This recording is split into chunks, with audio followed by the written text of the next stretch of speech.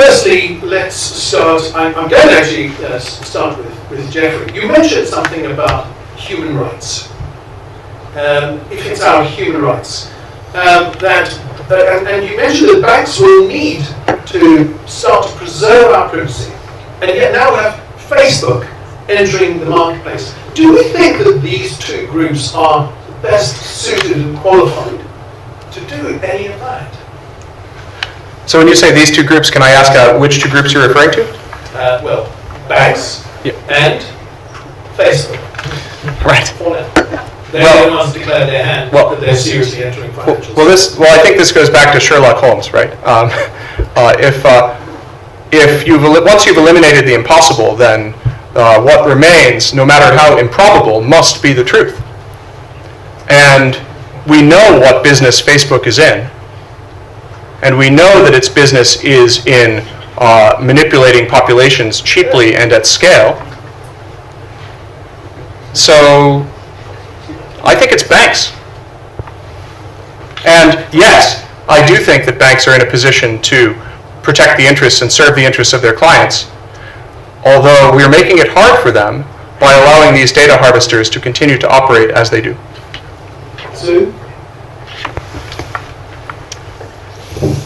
I think ultimately it's your perspective, isn't it? And it depends what you as a consumer want and care about. And I think the truth is that a lot of people do understand. They don't understand necessarily all the data processing that goes on at the moment, but I think increasingly they do understand the exchange of value that they get, and they are prepared to make that exchange. So a lot of these challenger banks, consumers like the fact that it tracks how much they're spending down the pub, on clothes, on it gives them they think useful information to make decisions about their lives. They may understand how that data is used and being processed, but they have decided they're comfortable with it. Some, I agree, some may not be quite so aware about how it's used, but I think that's a social issue, right? That's a social issue. Are we happy? We've all got happy that well, maybe not Jeff, but a lot of us have got happy that we're tracked by Google because we want to use Google Maps because we find it really hard and difficult to get around London if we don't know the particular area. So there is, I think, generally around privacy, there is a continued debate about all these uses of data and educating people about what that use is in a clear and transparent way as much as possible. But I think there is a continued discussion with both banks and tech companies and a whole lot of other sectors where they're using data more and more. I'm not sure I feel that we're being manipulated.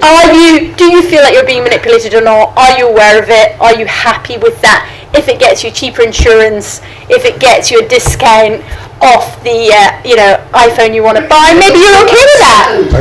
I'm sorry. Sorry, Jeff. I'm actually willing to accept Jeff's statement about Facebook's intent, but I think that even if you were able to explain, Facebook wants to use this to manipulate you and to serve you marketing messages that to part you with your money, and that you ask people in most parts of the world, would you be willing to do that in exchange? So you ask somebody, say in Zimbabwe, in exchange to put the money the moment you got paid into something that isn't going to lose half of its value in the next week. So that's a very easy choice for people to make, and that as manipulated as we might feel, and again I don't disagree with Jeff about this,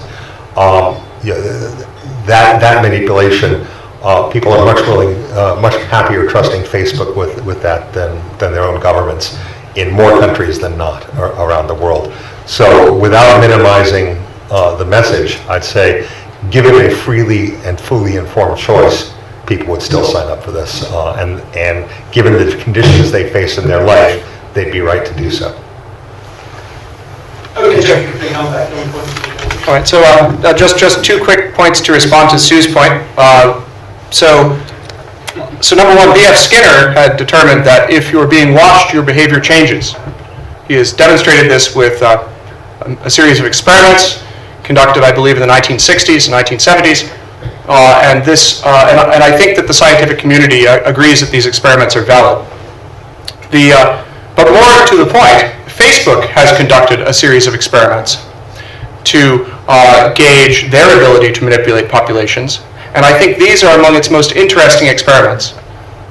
So in particular, it has asked the question of whether it can make someone go from happy to sad, whether it can make someone change their actions through clicks, etc. These kinds of questions are about manipulating populations, and this is what people want to buy. This is what Facebook's clients want. Now, I remember this argument pretty carefully because years ago, I had worked at a bank and in structured products, and I remember someone had asked, well, why are you doing these things to hurt your clients when you're taking the other side? And the reality was, it wasn't because we wanted to hurt our clients, it was because our clients explicitly asked us for these products. And clients are asking Facebook for this capability. So that's number one. And number two is a question for Sue. When you say that you are happy that Google is tracking you with Google Maps, is it that you're happy that Google knows where you are, or is it happy that you can plot your location on a map on your device? Because if it's the latter, then you can do that without Google. You can download OpenStreetMaps. You can put it on a device that isn't connected to the internet, or isn't a phone at all. You can plot your location with a GPS receiver that does not transmit. And you can even keep logs of where you've been that do not leave your device. All of these things are possible with the technology that you might like, but we need to draw the distinction between technologies and services. And I think this is really important because when we talk about services, it's not about technology in the classic sense. In the macroeconomic sense, a technology can be chosen by a business to implement for its own gain, its own way.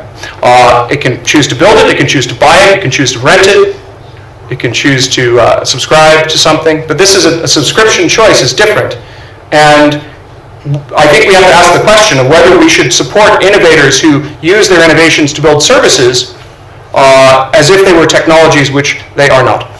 Thank you. Vic, I'm going to ask you a question from a different perspective. I hope you'll forgive me for asking this one, because it's kind of important. So, you've read the white paper, the Libra white paper, and you're kind of qualified to understand and think about it, right? Because it's what you do. No, I think, we've known each other quite a few years, I know you know what you're talking about. So here's a question. We've had people like Mark Carney comment on the potential for systemic risk. Now, he didn't specifically say economic systemic risk, but I think we can guess he means financial system systemic risk. Actually, interestingly, he's finishing up soon, and the two potential candidates are quite interestingly, potentially favourable towards crypto.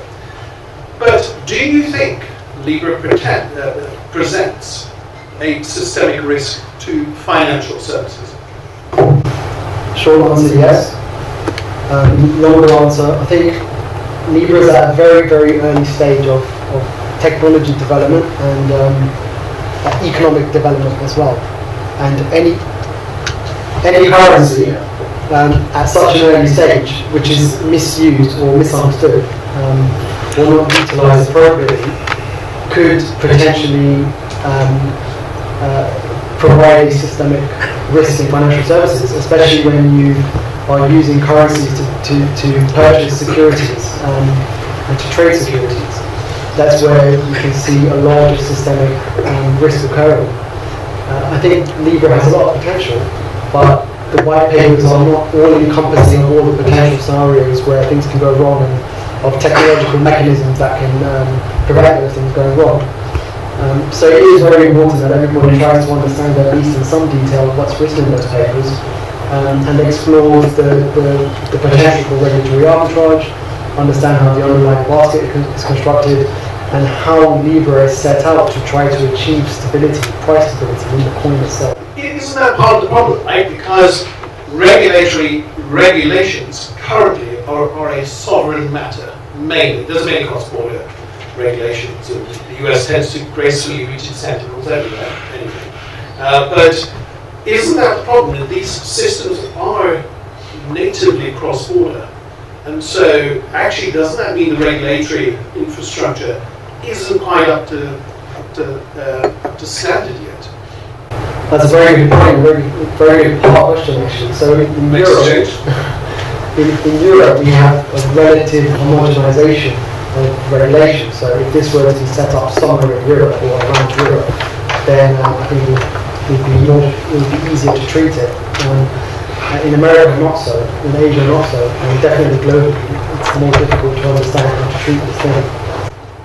Philip, I hear you nodding there. I just want to ask you to continue the question on governance and hearings. Did you see the hearings, by the way? The Libra hearings, the Senate hearings? No, you haven't. Did any of the panel see the hearings? And They're happening right now. Did we learn anything so far? They're happening right now. Right now. Okay, so we know nothing yet. We haven't learned much yet. But just to point out, Vic, that Europe is a very good regulatory place for digital assets in general, and that includes Libra as well. It's a place that potentially can be the birth of Libra as a coin. why? It's the more homogenization of regulation is one thing. So you've got the ECB providing some regulatory governance over all of Europe, and then local countries, they have their own regulation locally as well, but it's relatively homogenized compared to, for example, the US or to Asia. There's also areas such as in Switzerland where they're providing bases for companies that are more favorable for digital assets and cryptocurrency. Okay, Switzerland not necessarily being in Europe, but having a base which is in the middle of Europe is quite helpful. So it's a little bit more friendly for a kind of a distributed currency to be adopted in Europe. Despite some of the comments from our central bankers. Philip? Just to add on to this, very recently there's been a European directive, I believe, where the rules of raising money through digital asset forms it's actually being made very much easier than before. So that's one effort into the direction that Libra and the likes will have mass adoption much easier here. Okay, this question then anyone can take. Do we think that Libra, despite the protestations of Facebook, might actually end up increasing the wealth divide? Think about the creation of a two-tier society, those that have Facebook, WhatsApp, Facebook accounts, and those that don't. Well, I guess if I could just step in briefly, I think the answer is yes, and the reason is that ultimately the collection of data allows for people who have wealth to manipulate those who do not, and by encouraging this kind of a data harvesting environment, we are promoting that situation and even encouraging more control by the wealthy of the less wealthy, which entrenches their position. I actually agree with everything Jeff said, but I think that effect will be dwarfed by the positive impact that it will have on the poorest segments of society, most of whom have access to Facebook and mobile technology now, in that they will be able to prevent the erosion of every bit of money they had by living in a country where that money falls in value by significant percents each week. The ability to stop that away and the ability to stop the erosion of wealth from the poor decisions made by their own sovereign government will dwarf the potential effect of more effective marketing and other such manipulations. So did you see where you're coming on? Okay. No, I think the only thing I would say around FinTech innovation generally is that I think it has a lot of positive benefits for certain classes of society that don't have access.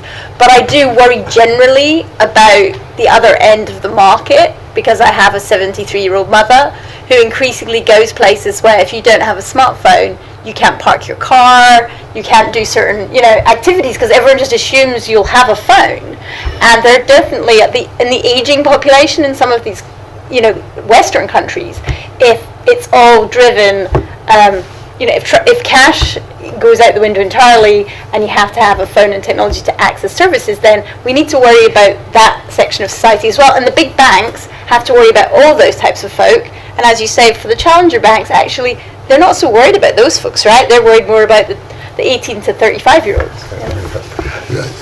Okay, I want to move on. There's quite a few other things. I definitely want to cover the topic of governance. So now that we've read, and thank you, Jana, by the way, terrific slides to explain the structures and who's who and what's what, so much appreciated. Now that we've understood that, and we know that in the foundation, Facebook actually only own 1% of that foundation. I believe that's correct, isn't it, so far? When it's fully funded, that's correct. Currently, it would be 1/30th. Right, okay, so their plan is, when fully funded, to own no more than 1% of it. Is that a good thing? Is it a bad thing? Does it mean governance is acceptable to society? Or is this some kind of orchestrated smokescreen?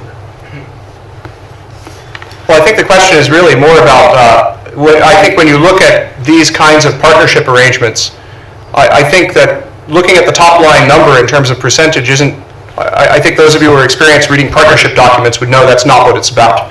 It's about control, and it's about the rights that the coordinating firm has on this business. And I would ask that question first.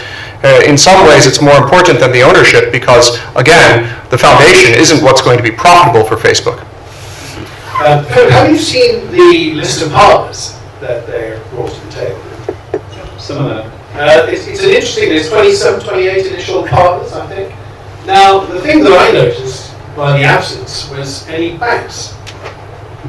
In fact, ING went public to say that they were approached but politely declined. I mean, the only bank I think that's gone public on that. What do we think about that? I mean, there's people like MasterCard in there, so payment providers. What do we think about that? Do you think that will change? Well, probably, but to be honest, the service that they're offering and they're planning to offer, does it require the infrastructure and connection and network of a bank and the banking system? I'm not sure about that. So, in a way, it might change. I don't think that's not a possibility, but yeah. I think it's here where Jeff's comments are perhaps the most spot on. If you look at that list of 30 or so companies, you have NGOs like Kiva and Mercy Corps, you have payment providers like MasterCard and PayPal, you've got a wide variety of companies. What's the common thread? The common thread is these are all companies that could derive huge value from that stream of data. Do we know if any other banks were approached? And do we know why ING said no? So many banks were interviewed, people like Citi and others. The only one that's publicly admitted they were approached and declined was ING. That's the information we have so far. But you can bet sorry, did you say what? Oh, no, they were working on a blockchain project last year with Sure. Actually, that's a good point. We shouldn't underestimate banks, right? There's many of them working in consortiums to help create frictionless and much lower cost payments between them. So, and they have some considerable resources and some considerable incentive to succeed, right? Well, the business case for banks creating stablecoins doesn't actually have to go beyond the banks themselves.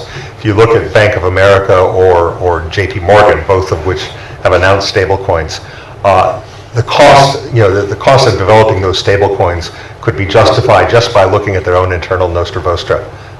Even if they never use it with a single customer, this is going to be a huge, huge positive impact for them doing this. Yes, on Libra, so if you're approached by Facebook, one of the largest data companies in the world, and you're a payments network, and Facebook says, we're going to create a payments network, do you want to participate? I think it would be very difficult for a payments network to say no. For a bank, because it's two reasons. Firstly, they want to be a part of new innovation, and secondly, they learn a lot. They learn a lot from a consortium that's been run by Facebook, that's producing white papers and developing things. A bank being approached by a data company to create a payment network is different. A bank can use a payment network, but that payment network needs to be owned by an independent third party for it to actually be effectively used between banks, right? A JP Morgan payment network is not going to be used by Goldman Sachs. Yeah, also finally, I think it's worth noting that many of these larger banks have their own proprietary blockchain teams or working on blockchain projects or consortiums of their own. So I would argue if in the first few that will bring in value to them. I guess the question is, how fast? And definitely we now know that the good news about Facebook is it's now put the topic of cryptocurrencies on the desk of every single C-suite of every single Fortune 500 company and beyond. So we're going to head into questions now. Geoffrey. My name is Cyrus. I'm the founder of China Raising AI Summit. The question is with China and Facebook. How much do you think that the panel thinks that the drive behind Facebook in launching Libra to do with competition they have with WeChat and to become to change the global dynamics? So, Thank you, Cyrus. I think it's a great question, Cyrus, because, and it's a further argument against, solving the problems that Libra creates rather than killing Libra because it creates those problems. Because China will not scruple to introduce Alipay in the places where Facebook is trying to introduce Libra. They won't care about the privacy, and the governments where the people will benefit, it won't care either. They'll just do it. So I would much rather see a payment system where we do have input into how the data is managed and regulated than watch Alipay continue to proliferate around the world. Yeah, I mean this, and again, it depends what your perspective is, but I think this has absolutely got to be part of the strategies. They see the success of WeChat, and that's been going for an awful long time, and they think, well, we should have that similar functionality in the West and across our user base, and this is the way to get it in there. And WeChat can have China, but we can have everywhere else. I would have thought it's part of the strategy behind this, because it always made sense that you would have payments frictionlessly within the network, which you can have in Asia, and you move from Singapore to London and you don't have it anymore. Or you Shanghai to London and you don't have it anymore. So I would have thought, absolutely, that's part of the driver. Geoffrey, quick comment then, Vic. Yeah, I want to point out that Facebook actually operates a Tor onion service, and Tor, of course, is that privacy-enhancing technology. So you might ask, well, why does Facebook do this? And the answer is that there are some countries in the world, such as China, who actually filter access to Facebook. And it seems reasonable to suspect that if Facebook wants to crack open the market in some of these countries, it only makes sense that they would want to increase demand via different channels, and this could be one of them. Maybe I don't have the big picture, but Facebook owns WhatsApp, Instagram, and Messenger. Now, if they introduce a payment into at least one of them, which I think they're starting to do in Messenger, and if they combine all three messaging apps, where would be the need for Libra to compete with WeChat Pay? Your question, please. Say your name and then your question. Okay, Rishi Chen from Media of Energy. So my question is, because in the white paper, Libra Association didn't claim their settlement coin, which it could either be dollar or other currency. So it also make a big change for that ecosystem. Would that will be accelerate the dollarization things? You want to say one? Anybody? Go for it, Ariel. I think Facebook has been very clever not to make that statement. I've spoken to the lead data scientist at one of the pledge validator nodes, who is of the opinion that what Facebook will eventually do is offer any settlement in any currency within the basket. Now, they haven't come out and said that, and I don't think they will, but that is the speculation about what their plan is. Please say your name and your question. Thank you. My name is Rafael Shalabi. I am the regional manager for a cryptocurrency exchange in the UK. Why do we assume that sort of technology wouldn't create a more level playing field where, whether small businesses, a retail investor, can't all apply to the same rules and all have the same source of protection? So the question is, why do we assume the technology would or should provide a more level play? Shouldn't. Is that right? Or should? Well, yeah, so my point Say is, should or should.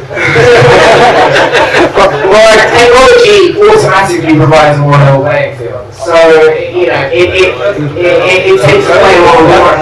It removes a lot of the work out of the thing, right? A lot of the auditing, a lot of the data analytics can be done automatically. Each of us are the right So if I may, I interpret your question as does the technology represented by Libra level the playing field? Full stop.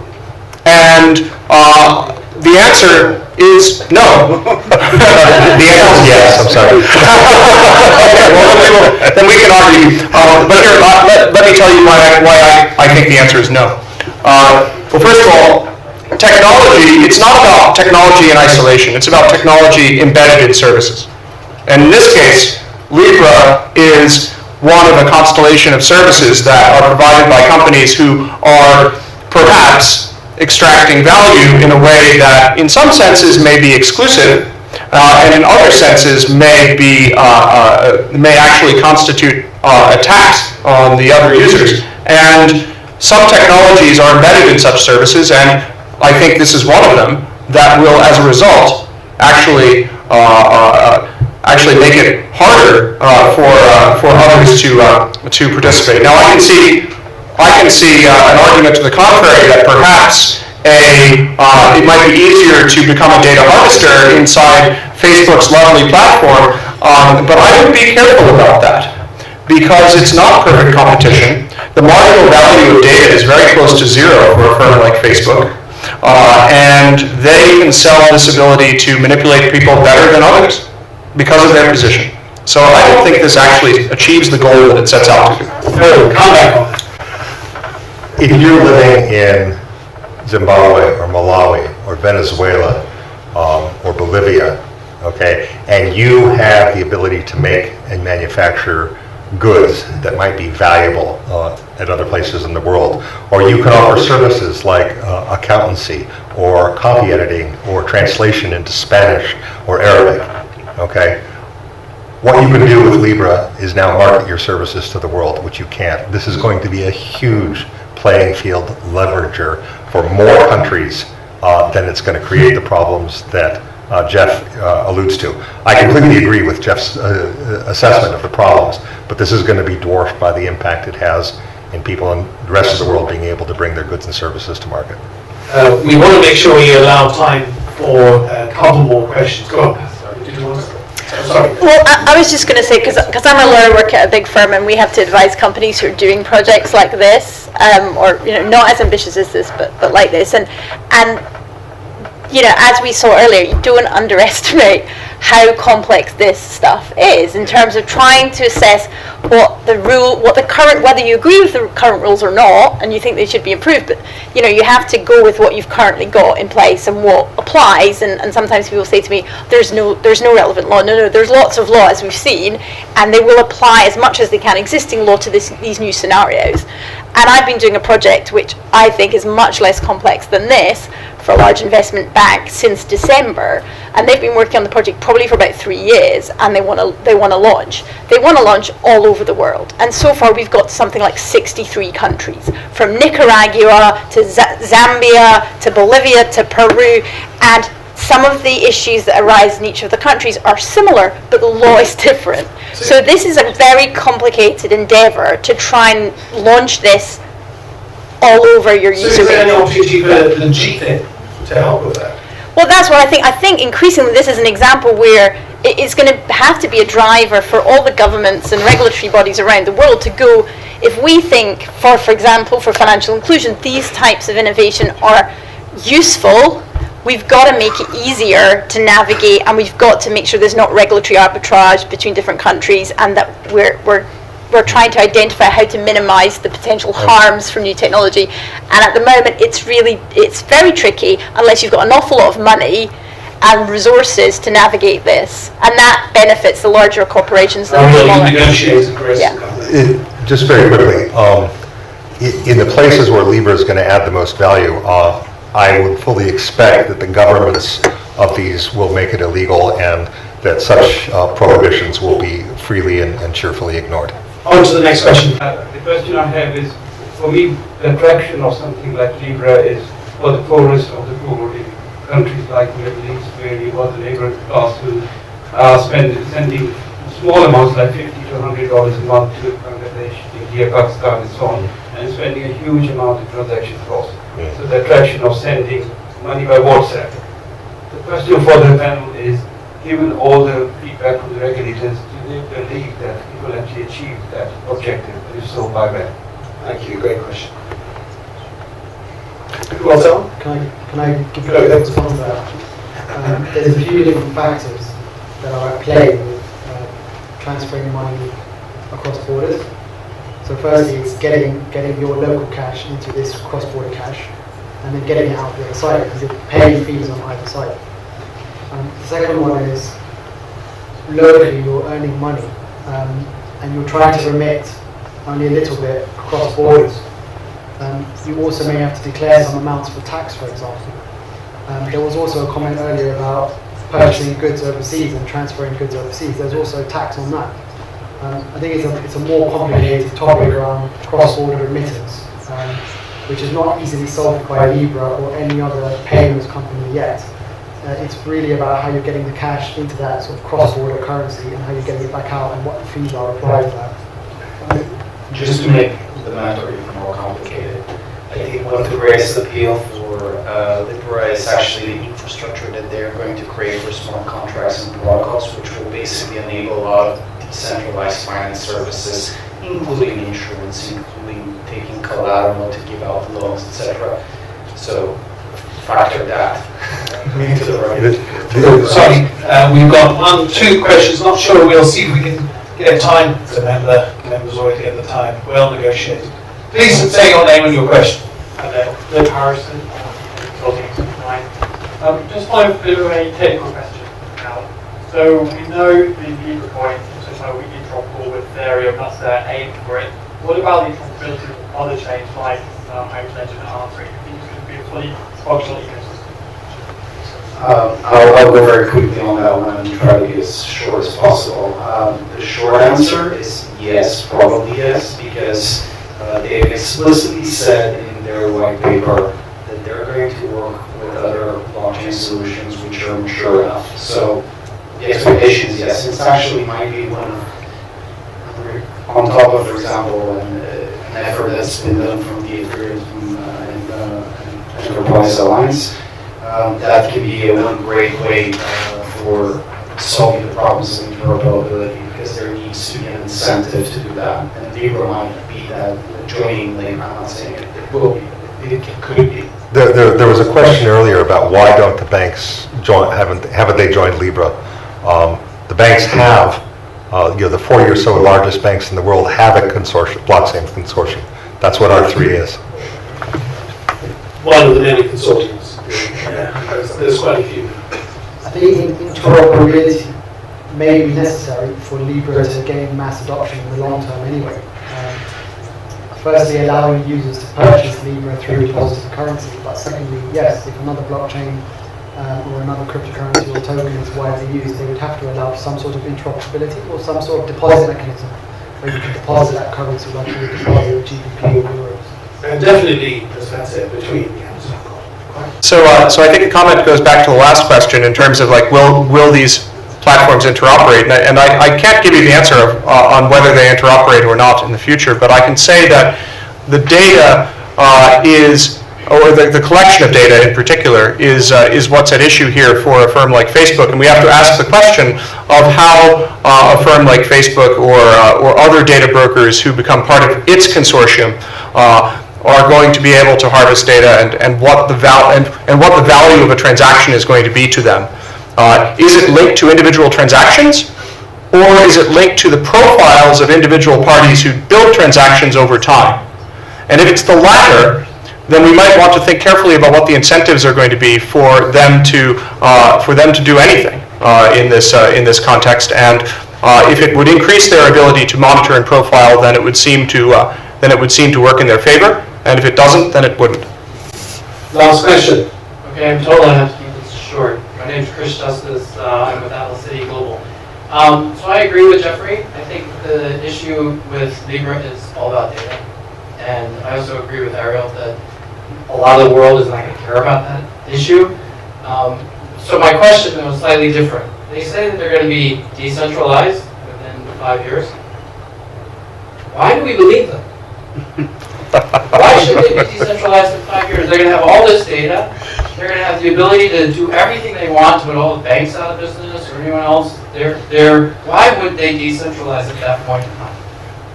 There's a trust issue here. Absolutely. Great. Final question. So just really briefly, is any system decentralized in this world? Look at Bitcoin. It's a couple of mining pools, right? I mean, that's just how it goes. Nature abhors a vacuum. You can look at the international payment system, then, well, maybe you're looking at FATF or SWIFT, highly centralized. I'm not sure that a decentralized system is even possible, and whether we can build a governance apparatus to guarantee that it serves the interests of its users. If we can, let me know. Well, to that point, I still feel that it's more about the rules of the game to lead to that decentralization, so to speak. So in a way, I feel that open protocols such as Ethereum or other guys, they're a really good alternative if they don't deliver on these promises. So that's why I thought, and I believe that the impact on blockchain would be good either way, because it will either interoperate with them or either an alternative to the current system. So we always have this alternative. Soon as our host, would you care for one of the last words on it?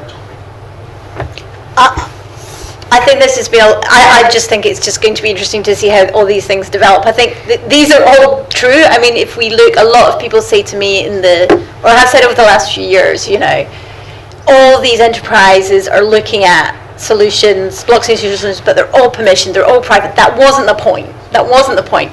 But I do agree with Jeff. It's like, I'm not sure that in reality, that's not always going to be the case. If you're a company that is getting involved, launching a blockchain project, almost certainly it will start centralized. And what is the imperative to make it decentralized? Distributed maybe, but decentralized, I don't know if any of those will ever ultimately work apart from Bitcoin. And as you say, even there, it's not everybody is mining. I have news. The air conditioning has shut down. Give it up.